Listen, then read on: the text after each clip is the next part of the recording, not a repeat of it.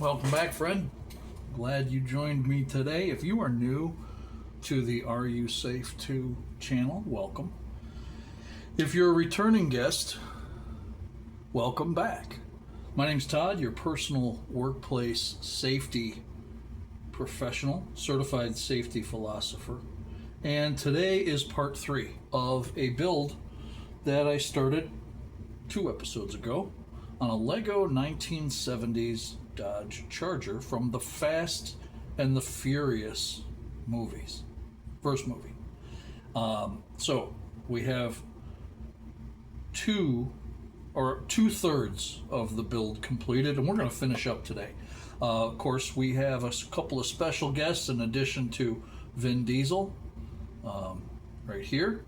We also have Mike Rowe, who's, always on the ball when it comes to various jobs and has seen firsthand the importance of safety in the workplace.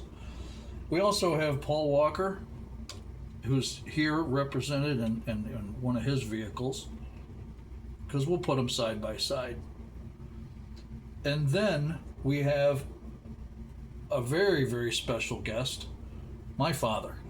So today is Father's Day 2025, and so this episode is dedicated to my dad. And not only has he been the father to the family, but an influence.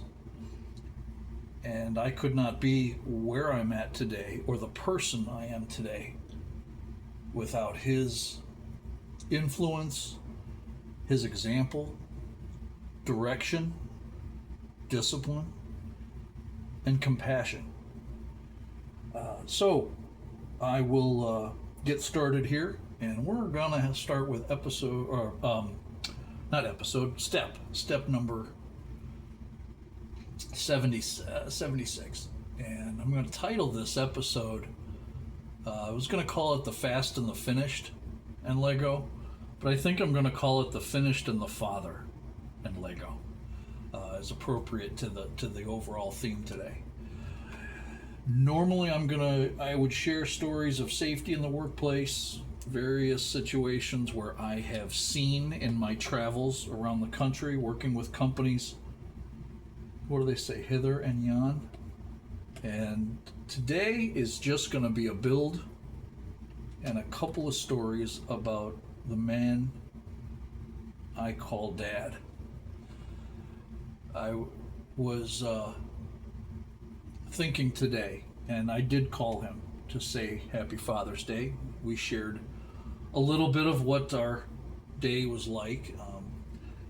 He is not quite understanding of the entire YouTube culture, and me being in my also almost senior years, I'm just grasping at the beginnings of this. It amazes me, it astounds me, and when it does come to technology, I think both of us came from backgrounds where we would be more comfortable in nature than in front of a computer. However, as technology has changed over the decades, both of us have had to accommodate and adjust. And hasn't that been something we have heard when it comes to workplace safety over the years? So growing up, my dad worked, and he worked, and he worked. He was a dedicated husband. He is a dedicated husband to my mom, and they were celebrating 60 years together this year. He, in most of his career, was involved in, I guess you would call it a field of construction, because his work allowed him to work in precast hollow core concrete. And for those unfamiliar with precast hollow core concrete, they are, as the name says, precast. So they are made in an assembly in a building that incorporates the steel infrastructure, but then because it's a thick slab, they have engineered hollow channels through the core of that concrete slab. And those slabs are then used in parking garages, bridges, and various building or infrastructure efforts. Because the process involves the slurry and the mud, they've also made concrete vaults for electrical or other needs, and as well as environmental for culverts and drainage and pipes. So going into work with Dad was always an adventure. And where he worked backed up to a quarry. So when you visited the office, when he would take me in to work with him on occasion, it was awesome because there were fossils and trilobites and limestone. And of course, during lunch, Dad would take his lunch and go for walks. He enjoys nature and fishing, sometimes a little golf. But my dad was very comfortable being in the outdoors. That's how he was raised. Through his career, being a draftsman and blueprints and architectural desks, he helped teach me the importance of a plan and how a plan comes into action. So a lot of, I guess, what makes me in enjoying building and enjoying the engineering and the design of structures goes back to my dad's influence and watching him, listening to him. We would have family dinners and he would share what was going on at work. And some people make, oh no, it was fascinating to me. I enjoyed it. The other part that my dad, he won't admit to it, but I will, is he had a way of giving unconditionally, whether it was things we needed as a family or requests that were made by Mom so that we as a family would do things. He never would complain, at least not in a way that I would see. He had an air of giving, and if a neighbor needed help with something, he would lend a hand. He was not shy to say, yes, what can I do to help? He liked fishing and taught me a lot about how nature plays an important part in our world. We would go on hikes in the forest across the street from the house, and he would show me various trails left by animals or talk about the different plants growing. We'd climb trees. He also had quite a variety of various tools, and in his workbench in the garage was a pegboard, so all the tools had a place. And I think that also lends to my sense of wanting to keep things organized. You'll see here that I have sorted or knolled the different pieces in different steps, colors, and again, it's something that just kind of comes naturally for me through the influence of my dad's organization. If he ever saw a tool out of place or missing, he'd say, Todd, where's my tools? And I would say, oh, I was playing in the sandbox and using the trowel or stuff. Well, make sure you put them back where you found it, which is also a part of 5S. And if you're not familiar with the ideas of 5S and sorting and organizing, much of that has to do with making sure everything has a place and there's a place for everything. So looking at my dad's pegboard was a very early example of, in later years, I would be asked to work on 5S projects for various customers. And the customers would want a wall board created with pegs or hooks, and the tool would be outlined or color coded so that it created more efficiency in a plant. I remember going through the Frito-Lay facility in Orlando and tasting fresh Cheetos right off of the line. It was like, oh my gosh, just little bits of heaven that would melt in your mouth covered in cheese. And along the walkway, as we were going through the plant, there were these boards, these shadow boards with the tools, so that you didn't have to walk out of your way to a maintenance area just to grab a broom or a mop or a bucket. They were right there at the department, at the place it was meant to be. It was all part of the 5S, which also ties into Six Sigma, which is a whole other story for a much later time.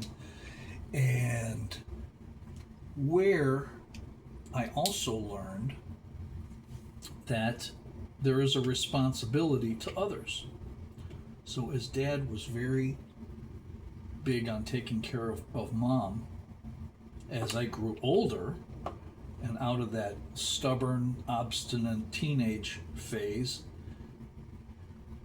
I tried to emulate a little bit of the example that my dad showed the family. I wasn't always good at it. There were times when I would fail. But again, thanks to my dad, learning that sometimes you do make mistakes and you don't give up. You pick up the pieces and you move on and continue going forward, because tomorrow's a new day. I was recently telling a story about, in the summertime, we would have an air conditioning unit that was window mounted in the living room. Yes, I am old. For those of you with the scorecard, keeping track at home, I grew up in an era where whole house air conditioning, HVAC, was becoming more and more popular, and the house that we lived in had these window units, one upstairs, one downstairs in the living room, and it was heavy, it was bulky, it was heavy, and we'd get it down from the garage, and a couple of Dad's friends would come over and they would help him install this in the living room. And likewise, as Dad would ask others for help, he would lend a hand and volunteer for things like maybe just getting the mail at somebody's house, or taking groceries to someone who might be sick or injured and not able to get around. He would drive me to work in the summer. I was a golf caddy. And during the golf season, when the country club needed caddies, he would, wake up and drive me to the golf course on a Saturday, or sometimes during the week if he could arrange it in the schedule. And was interested in my day. On the way home, he'd ask, what did you do? What was it like? What kind of things. And of course, he did enjoy golf. And so we were able to relate to each other on that aspect. I was very proud to be in the working world, even at a young age. Dad didn't have anything handed to him, nor did he ask. He was not a person to make demands of others. If he did need something, he'd work for it. Well, to make a long story short, the influence my dad had on me carried through to me eventually becoming a dad. And one of the proudest moments of my life was learning and finding out that I was going to be a father, going through the process of an anticipation of the day, and then on the day, just being amazed at the miracles that would happen as a newborn came into the world. Being lucky and fortunate to have helped give birth to my son, to hold him in his hands, and imagining what that must have been like for my dad when I was born, and this feeling of overwhelming pride, joy, a little fear, anxious. And over the years, in trying to be a dad, a father to my son, I also have made mistakes. Used to joke that I must have forgotten the manual when I was carrying my son along with my wife at the time out to the out to the car, because I couldn't find it when we got home. I couldn't find the manual. You go buy a washing machine or appliance, and there's a manual that comes with it. Well, I didn't save it. For some reason, I must have forgotten it. So I was many times winging it, or with the advice of my dad. And he would make suggestions, or I'd ask, what do I do in this situation? The other neat thing is that compassion. My dad is a faithful person, and gives generously with his time and his talent. He asked recently if anybody where I live helped raise the flag or lower the flag when it's needed during, let's say, a time of silence during our country's mourning over, let's say, the passing of a president or something. He's in charge of that where he lives. I think that's pretty cool that he's taken the opportunity to do that service for the community. And I'm proud of him. I'm proud of the man he is, the person he is, the gifts that he has given to our family, the support that he's shown mom, and siblings and relatives, and of course, certainly being an important part of my son's life. The two have spent some great bonding time together over the years, something that my son values and remembers. So today, being Father's Day, thank you, Dad. Thank you for the person that you are, the influence that you not only have on me, but of other people who you interact with every day. So if this looks like we're putting headlights, it's because we are. We're at that phase of headlights. Not headlights, no, stop it. Headlights. Lights that are lit. And that is going to go here with the stud facing on the outside.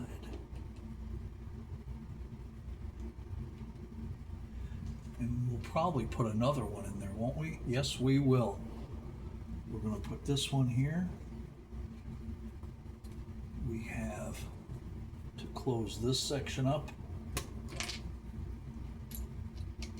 We'll get to you in just a moment. I would love to meet people who design this stuff. Lego designers that take an idea or a model and turn it into something just amazing. Somebody asked if I ever wanted to ever work for Lego as a designer, and I thought, boy, that would be kind of a dream job. But I also like my job. I like what I do. I love the company I work for because it allows a chance to help. I wouldn't say make the world a better place, but as I say in the tagline, saving the world one accident at a time. It's a good place to be. This last part goes right here.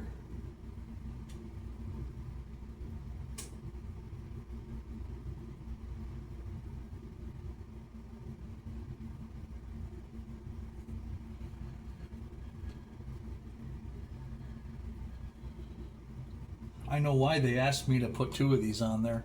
I have to go back 2 steps. You scroll back here for a second. That's why they gave you 2. Nice going, Todd. Way to talk and chew gum and try to play hopscotch at the same time. So this piece goes like this. Then we're going to attach that on top of it. But then we're also going to, see? Yep. Thank you, Mr. Rogers. There we go. See, now the plan comes together and we can solidify these headlights into place so that when we put the other one on, we have our front headlight. Hello.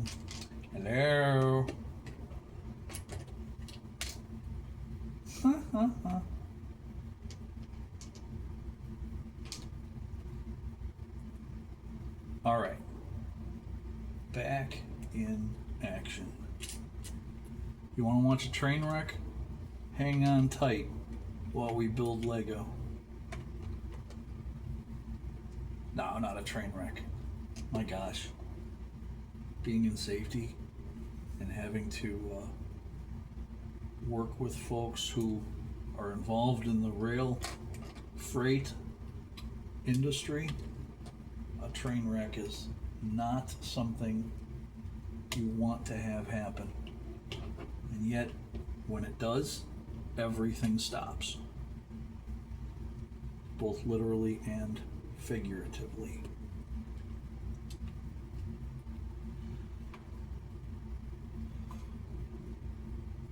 I never realized the importance and the value of our rail freight, I guess, industry. Yes, industry is the best way, because it is. Worked with a few companies that move freight across our country. You know, for this rear view mirror, I am going to turn it in just a little bit, just like we do. Yes, I've worked with some rail industry companies, and they are intense. They're excellent at what they do. Their safety managers are spot on, and something that many companies could take note of when they're looking for how their safety program can evolve and change. Talk to somebody involved with the rail industry.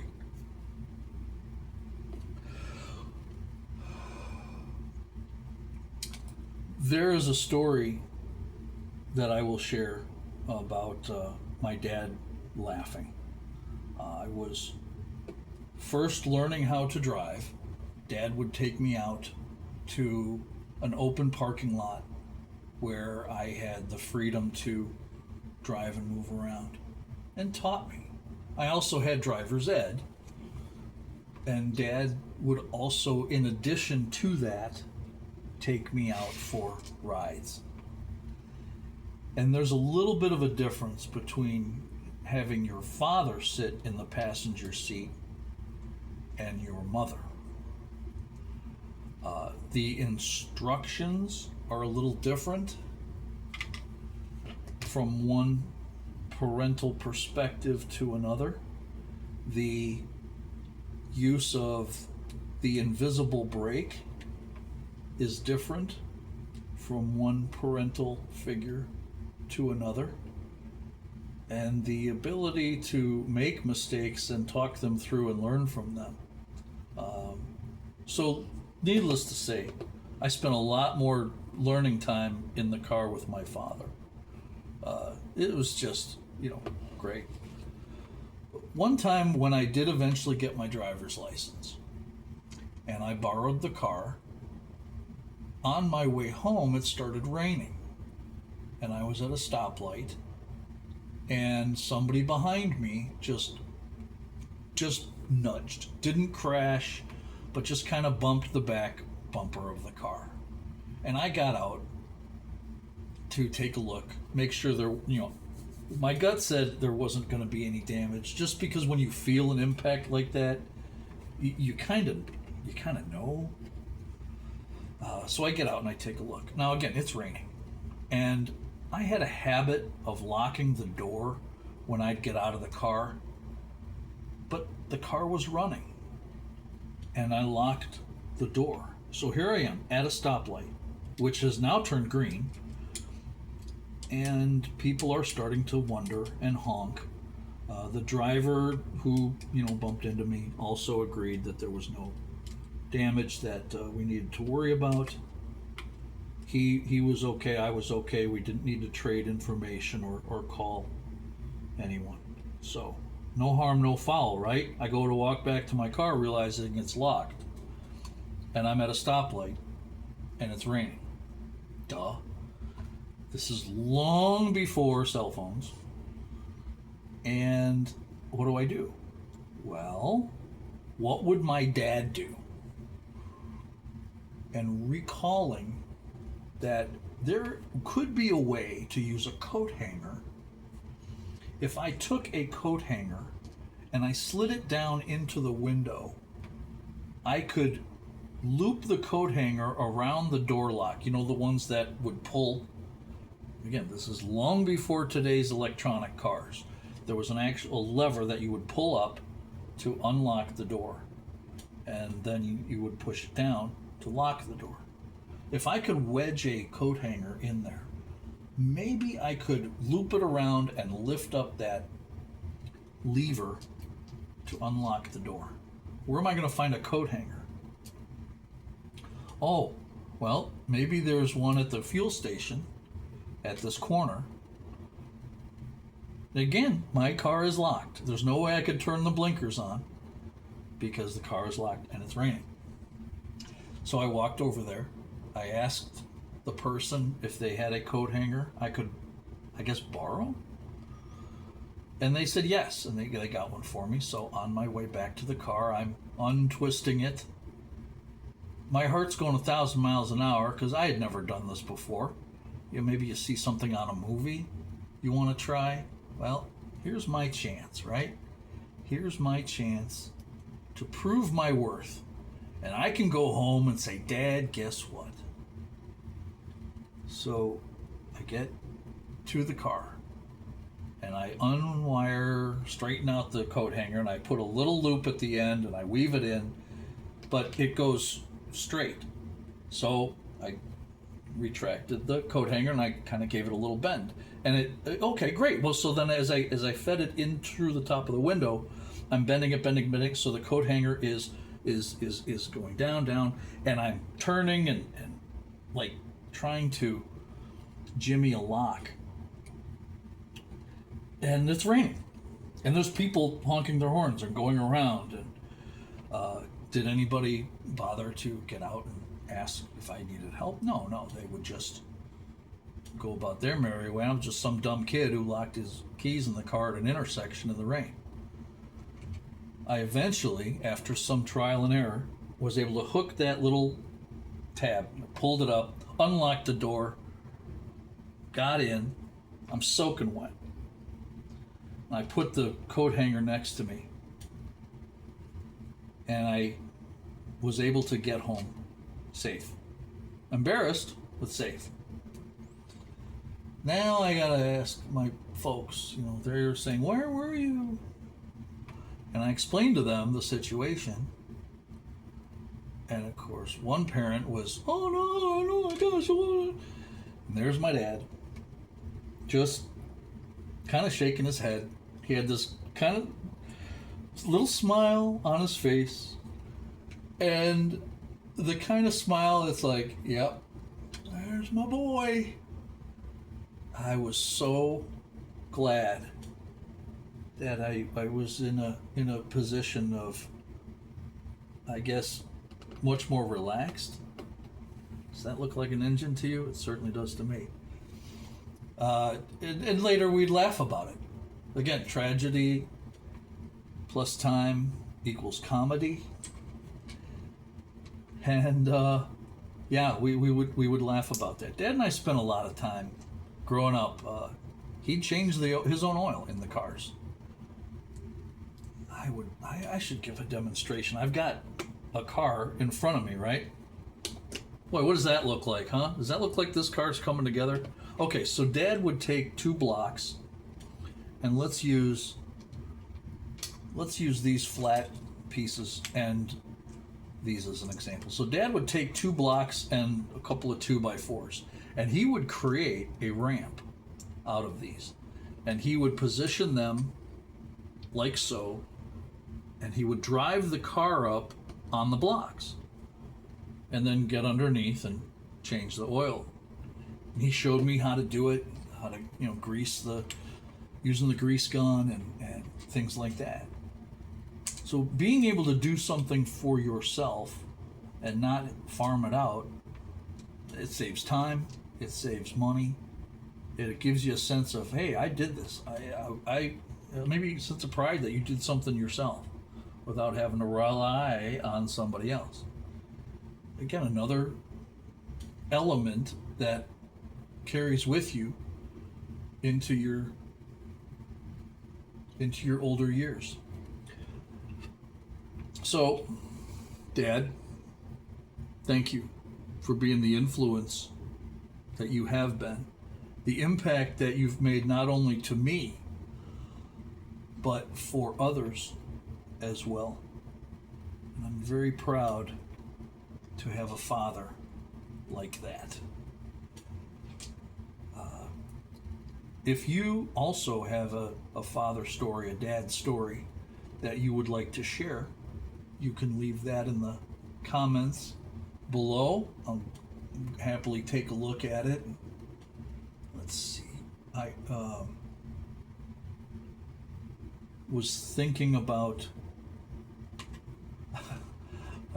another car story that involved me hitting several Canadian geese on the way home from work, and I was in tears. So a good story and a not so good story. I get home after this and I'm bawling. I don't know what happened. I was trying to watch where I was going, and unfortunately accidents happen. And Dad comforted me and took me aside, and in his way of caring, again, compassion, allowed me to grieve, and then said, all right, what did you learn from this?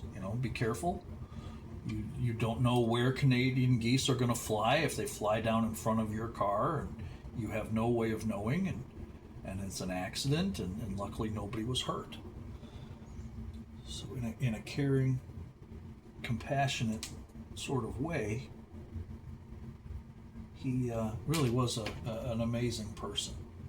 I know that I have one more step that I missed, and before putting all these flat pieces on, it was taking these brackets and attaching them to each side. Yep. My dad is an amazing man. I'm very proud to have had that type of influence.